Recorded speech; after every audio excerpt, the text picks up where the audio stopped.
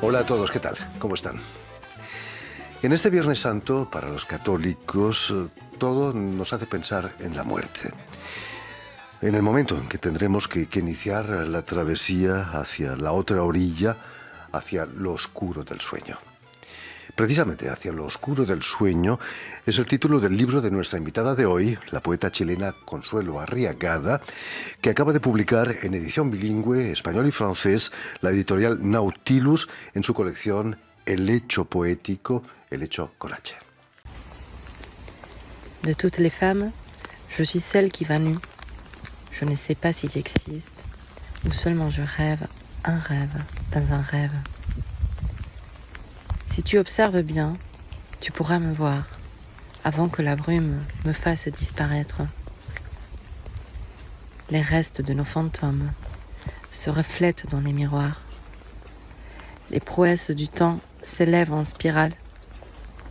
Les automnes que nous oublions secouent leurs feuilles. Et tous les mots, comme les hommes, sont lancés dans le vent. À tâtons, nous attendons dans les labyrinthes de la nuit. Nous nous perdons au fond de nos pupilles comme dans une ville étrangère. Pour la dernière fois, mon menton se cache dans ton épaule droite. L'heure des oiseaux arrive.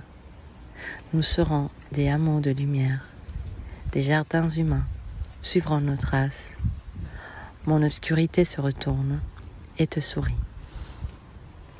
Y para hablarnos de este poemario y de su itinerario poético, Consuelo Arriagada ha sido tan amable de venir hasta nuestros estudios. Muy buenas tardes, Consuelo. Muy buenas tardes, Jordi. Gracias por la invitación. No, gracias a ti por haber hecho el esfuerzo de venir hasta nosotros, porque no vives en París, ¿no? No, vivo en Revel, que es una ciudad pequeña al sur de Toulouse. A 600 kilómetros de París, más o menos. Más o menos. No es exactamente por casualidad que nos presentes tu libro Un Viernes Santo, ¿no? En el que Cristo inicia su viaje hacia lo oscuro del sueño, ¿no? Sí. ¿Qué significa para ti este Viernes Santo? Creo que es bastante simbólico, la verdad. Es ese viaje hacia las profundidades que hace Jesús y luego resucita. Y para mí el viaje del libro es algo similar, porque es un viaje hacia las oscuridades del inconsciente para luego llegar al último poema que habla de la conciencia, a una especie de resurrección. Es lo único positivo, ¿no?, que tiene la historia de Jesucristo, al tercer día resucitó. Claro, pero es que yo creo que en la historia de Jesucristo es el viaje que todos los seres humanos tenemos que hacer durante la vida, que es el viaje de descender hasta llegar a encontrarnos con nuestra propia esencia, ¿no? Por supuesto. Permíteme que recuerde a nuestros oyentes que has nacido en Santiago de Chile en 1983, en cuya universidad vas a realizar estudios de filosofía, antes de estudiar Derecho en la Universidad de Viña del Mar. Uh-huh. Pero cuéntanos, ¿qué es lo que te llevó a la filosofía? ¿Encontrar respuesta a esas grandes preguntas filosóficas? Sí, yo creo que es la curiosidad y el asombro. Siempre he sido una gran asombrada del mundo, de lo que nos rodea. Y aparte, creo que tuve una experiencia de niña que me marcó mucho, porque, bueno, yo soy una gran miope. Tengo muchos problemas a la vista. Y cuando era niña vivía en carne propia un poco el mito de la caverna de Platón, porque no veía absolutamente nada, hasta que a los 3 o 4 años mis padres se dieron cuenta que necesitaba lentes, entonces me llevaron al oftalmólogo. Y recuerdo esa primera vez que pude ver realmente el mundo. Y fue muy impresionante. Y yo creo que eso me marcó de tal manera que todo es un asombro. Muchos se preguntan si lo que vemos nosotros es realmente el mundo. Claro. A lo mejor hay otro mundo que no llegamos a visualizar. No lo podremos saber nunca. Yo creo que podemos intuir, pero no saber. En el 83, el año que naciste, coincide con la llegada de la democracia, a la vuelta de la democracia en Chile, ¿no? No, la vuelta a la democracia fue el 89. 80, mucho más tarde. Bueno, Sí. pero ya se había aligerado un poquito la dictadura, ¿no? No lo sé. Yo tengo recuerdos de que eran tiempos duros todavía. Todavía. Sí, y había mucha tensión en el ambiente. Pero tú ya fuiste consciente de la llegada de la democracia. Sí, me acuerdo del día en que llegó la democracia a Chile y después de las elecciones me acuerdo que fuimos a celebrar a la Plaza de Armas con mi familia y había una cantidad de gente enorme. Patricio Aylwin hizo un discurso precioso Y la verdad es que fue muy, muy, muy emocionante. Hasta el día de hoy ese recuerdo me hace vibrar. Tenías 6 años, Tenía creo. 6 años, pero Imagínate. fue tan impresionante que todavía lo guardo en Importante la memoria. esa fecha, 89. Tus estudios de Derecho te llevaron a la abogacía. Llegaste a ejercer, ¿no? Como abogada. Llegué a ejercerlo durante 3 años. ¿Difícil oficio el de abogado? Sí, bueno, yo realmente lo ejercí dentro de un tribunal de justicia y yo era un poco la persona que tenía que ayudar a los jueces a armar las resoluciones, las sentencias, ese tipo de trabajo. Entonces, la verdad es que era como el trabajo desde adentro. Era, era difícil, pero era muy satisfactorio ver cómo a través de tu trabajo tú podías ayudar a una cantidad increíble de personas. De género, por supuesto. Sí. Y 3 años más tarde vas a instalarte en Francia, un poco por razones personales. ¿Cómo te sentiste viniendo aquí a Francia? Fue muy difícil al principio. Yo creo que todavía es un poco difícil incluso, porque, bueno, me cambió absolutamente la vida. Al poco tiempo de venir me quedé embarazada y era algo que no teníamos previsto con mi marido. Y él venía recién instalándose acá también, tenía que rehacer el trabajo que tenía, la empresa que había armado antes. Entonces fue muy, muy difícil y sobre todo yo creo que ser madre en otro país es algo Desestabilizante, imagino. desestabilizante, sí. La experiencia no fue tan mala porque la repetiste No, dos no, veces para más, nada, ¿no? no, no, yo soy una enamorada de mis hijos, no, pero claro que estás en otro lugar, no sabes cómo hacer y tienes que construirte de nuevo en el fondo. ¿Qué es lo que te Aprender. molestaba de este otro país que es Francia? No, no es que me molestara, lo que pasa es que es difícil poder integrarse a un país cuando uno está prácticamente dentro de la casa todo el día. Entonces uno está pendiente de los otros y no tiene tiempo tampoco para relacionarse mucho fuera de este mundo de la maternidad, entonces es difícil. Al mismo tiempo, tu marido es francés, eso quizás te, Sí, te ayudó a integrarte un poco sí, en la sí, sociedad sí, francesa, claro que ¿no? sí, pero es una cultura tan diferente. Nosotros en Chile somos, por ejemplo, muy de piel, de abrazos, de cariño, estamos acostumbrados a este tipo de manifestaciones. Y acá en Francia la gente es más fría, es muy amorosa, muy cálida, pero más fría en ese sentido. Y eso es difícil para mí. Es diferente, sí. Em, Hablando de derecho, ¿hay algo más prosaico que el derecho, las leyes, los decretos? ¿Tú llegaste a encontrar algo de poesía en esos textos o no?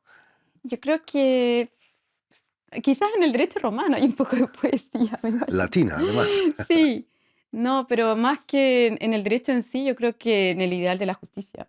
Ujú. Es La idea prosaico. de eso es menos prosaico, es más poético, la idea de querer hacer cosas para mejorar la vida de los otros, yo la encuentro Mm. muy poética. ¿Y la poesía para ti fue un poco salir de ese prosaísmo de las leyes o no? Es que la poesía estuvo siempre, desde que aprendí a escribir, no sé cómo y no entiendo muy bien las razones, empecé a escribir poesía de la nada. Leía ya cuando empecé a leer poesía también, empecé a leer Gabriela Mistral, la poesía para niños, y ahí fue, yo creo que la vida se me ha ido un poco, un poco en eso, la verdad, ha sido mi ¿Qué edad pasión. tenías, qué edad tenías cuando empiezas a escribir? Yo creo que tenía 6 años porque a los 7 ya participaba en los concursos literarios de la escuela, entonces yo creo que realmente fue cuando empecé a escribir. Increíble, ¿no? Vas a formar parte de un taller de poesía que impartía el poeta hondureño Samuel Trigueros Espino. Ujú. ¿Qué te aportó esa experiencia? ¿Se puede aprender cosas en un taller de poesía o Sí, aprender a escribir poesía? sí, no sé si aprender completamente a escribir poesía, porque yo creo que uno tiene que tener una fibra dentro para escribir poesía, pero sí, sí, aprendí muchísimo, sigo estando en el taller y sigo compartiendo con mis compañeros y creo que también es muy bonito eso de escribir en colectivo, o sea, de participar todos de la misma cosa, la retroalimentación que existe entre una persona a otra, o de leerse y de sugerir cambios o no, en un ambiente de respeto y fraternidad, yo creo que fue una experiencia maravillosa. Yo la N- recomiendo completamente. No hay susceptibilidades, uno acepta las correcciones, las Depende de la ideas. forma en que se haga pero en general siempre ha sido en un clima de extremo respeto y de fraternidad. Háblanos de Samuel Trigueros Espino, quien ha firmado el prólogo de tu libro, precisamente, Sí, un gran poeta hondureño, además me decías. sí, Samuel ha sido una especie de padre literario. Él es un muy buen poeta, es un muy buen maestro y aparte es un muy buen editor. Entonces, la verdad es que ha sido un lujo poder trabajar con él y ha sido muy generoso con nosotros también. Hondureño que se ha instalado en España, en Zaragoza, me decías. Sí, así. Estáis mucho más cerca, os podéis ver mucho más a menudo, ¿no? La verdad es que no nos vemos mucho, nos vimos en una ocasión en vivo y en directo para el festival, pero si no nos vemos todos los domingos por Zoom. Por Zoom. Porque el taller que hicisteis, que hacéis todavía, Claro, es siempre por Zoom, es ¿no? siempre por Zoom. ¿Fue durante la pandemia que iniciasteis el taller? Sí, yo tengo no estoy completamente segura, pero me parece que sí. Me parece que fue por ahí gracias al poeta Felipe Rojas, el poeta chileno Felipe Rojas, que me invitó a participar de este taller. Muy generosamente y que se lo agradezco muchísimo porque la verdad es que ha sido una experiencia extraordinaria. Fantástica, ¿no? Tus poemas van a ser publicados en una antología de poesía también bilingüe Ujú. titulada Desarraigo, 18 poetas fronterizos. ¿Tan desarraigada te sentías para publicar tus poemas en esa antología? A mí se me invitó ¿Te a consideras, participar, te consideras fronteriza también? pero sí, yo me considero, pero desde el principio, yo creo que desde el principio de mi vida me he sentido completamente desarraigada. Eh, sí, me siento y me siento también en una frontera que es muy extraña porque por una parte siento que no pertenezco del todo a este país donde vivo y que mi familia son todos franceses. Y por otra parte tampoco pertenezco al país del que me fui porque ese país cambió tanto que yo quedé una especie de burbuja en el vacío. Increíble. ¿Cómo ha sido tu relación con el francés? No hablo de tu marido, hablo Ajá. del idioma francés. Sí, me gusta mucho el francés y ha sido todo un descubrimiento aprender a pensar en otro idioma porque a veces yo siento que pienso en francés y no en español. Y eso ha sido maravilloso, una ganancia enorme. Pero todavía me cuesta el francés, por ejemplo, en la poesía. Necesito leer en ediciones bilingües realmente para poder apreciar todo la atmósfera, el trabajo y todo eso. Porque solo en francés me cuesta. No, creo que no he llegado a ese punto en el lenguaje de poder hacerlo tan fácilmente. Las ediciones bilingües son fantásticas, ¿no? Porque aunque no conozcas bien la lengua Sí, original, te incita, ¿no?, a la lectura y a sí, aprender, por supuesto, claro. Y a vocabulario. comparar también. Volviendo a tu poemario En lo oscuro del sueño, que acaba de publicar, como decíamos, Nautilus, en Zaragoza, en España, Ujú, creo, edición bilingüe. eh, Tu libro está dividido en 4 partes. La primera es Close Up, ajá. y encontramos poemas cortos, casi se podrían decir que son haikus, eh, con un cierto erotismo, ¿no? Como en Ajá. Germinación, uno de los poemas que dice, en el seno de mi cuerpo la semilla se transmuta, Ah, un forastero me habita, el gran misterio abre los ojos. Hay que ser madre, ¿no?, para escribir algo yo así. creo que es la experiencia de la maternidad que te abre a realmente esa experiencia. ¿Qué van a decir tus hijos cuando te lean y que les llames forasteros? No lo sé, la verdad. No están todavía no son capaces de leer tu El, poema. el más grande tiene 6 años y está empezando a leer, pero no lo entendería Bueno, todavía. pronto va a empezar. Cuéntanos, ¿qué es para ti ese viaje al lado oscuro del sueño?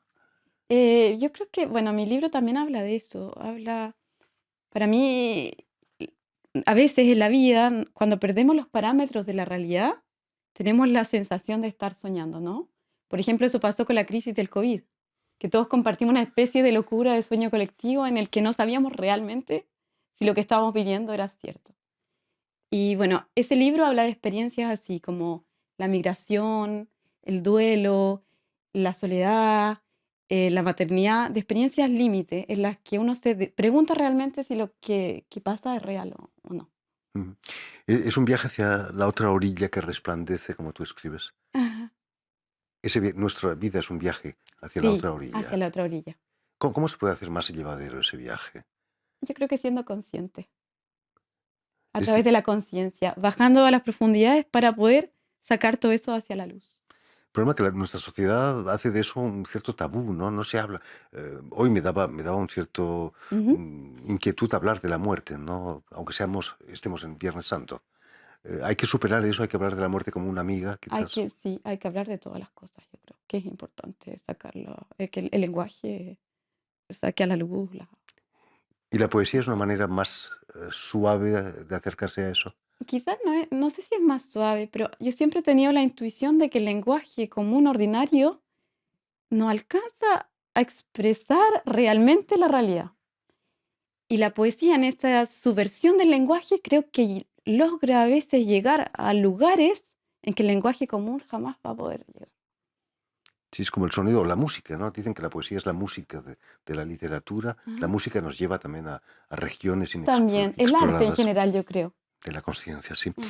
La traducción al francés la firma Michel d'Hospital. Si los italianos dicen que traduttore es traditore, en poesía quizás sea más cierto, ¿no? ¿No te sientes un poco traicionada por la traducción francesa? No, no me siento traicionada porque la verdad, bueno, conocer a Michelle fue increíble. Creo que tuvimos una gran conexión. Ella es una persona muy sensible. Además, ella también es poeta. Bueno, y ha traducido a figuras como Claribel Alegría, como Ernesto Cardenal, Gioconda Belli. No Entonces está yo mal. no venía a ver una persona que no supiera de qué estaba haciendo. Pero una traductora tiene que ser poeta también, ¿no? Sí, y ella lo es. Y ya lo es, escribe Sí, fantástico, ¿no? Las ediciones bilingües también ayudan, ¿no? Ella había traducido del español, me imagino que dominaba perfectamente el español. sí. Habla, Ella vivió mucho tiempo en Nicaragua, creo. en fin. Después de este libro, es tu primer libro realmente, Sí, después de haber publicado en revistas. ¿Qué significa para ti un primer poemario denso, lleno de cosas tan interesantes? creo que es una pérdida de ingenuidad un poco. Es una experiencia un poco límite, vertiginosa, porque uno escribe marginalmente en su casa, en un lugar escondido en la tierra y no piensa en los lectores. Yo creo que el primer libro es un poco eso. Y no piensa que va a haber otro que se va a interesar, por ejemplo, por el libro. Y es también un sentirse desnudo frente al mundo, porque uno ha dejado todo ahí y todo lo que uno escribe es uno, finalmente. ¿Ha habido reacciones ya a la publicación del libro? Alrededor mío sí, más allá de eso no creo. Bueno, seguramente después de este programa habrá muchas más reacciones.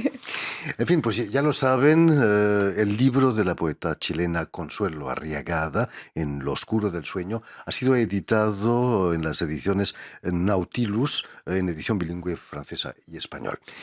Muchísimas gracias, Consuelo, por Muchísimas haber estado gracias, aquí con Jordi, por estar con nosotros. nosotros. Permíteme también que te dé las gracias a Guillaume Puffet y a Julian Leng, quienes se han ocupado hoy de la realización del programa, y también saludar a nuestros telespectadores, porque también los tenemos, que nos siguen en toda América Latina, en Santiago de Chile. Seguro que también gracias a la cadena Unión Continental Latinoamérica y también de la red TAL, que es una red que reúne televisoras públicas y universitarias de América Latina.